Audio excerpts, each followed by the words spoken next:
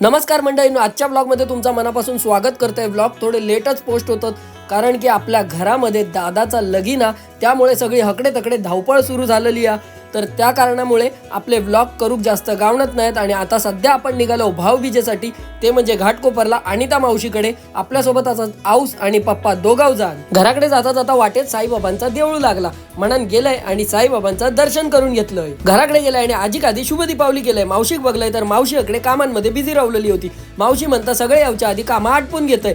तनू स्वराकडे रांगोळी काढत होते। काका सुद्धा कामावर जायच्या तयारीत होते। मगे मावशीने आमका फराळ आणून दिल्यान, येवा तुम्ही सुद्धा आमच्या वांगडा फराळ खाओ।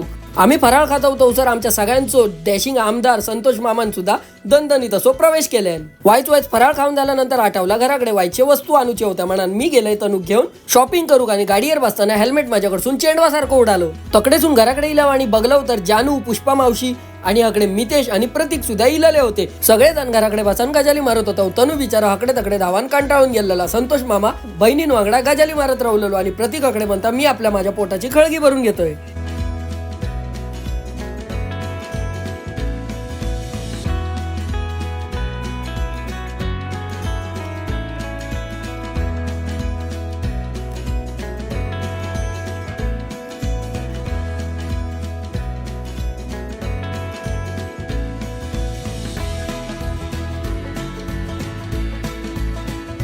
भाऊबीजेचा कार्यक्रम झाल्यानंतर आम्ही सगळेजण बसलो जेवूक आणि जेवणात होती सुंदर आणि जबरदस्त अशी पनीर बिर्याणी। आमचा जेवण झाल्यानंतर सगळे महिला वर्ग जेवूक बसले। मग मी सगळ्यांका टाटा बाय बाय केले आणि मी निघाले आपल्या घरात जाऊक। तर मंडळी आम्ही भेटाय पुढच्या ब्लॉग मध्ये, तवसर देवा काळजी।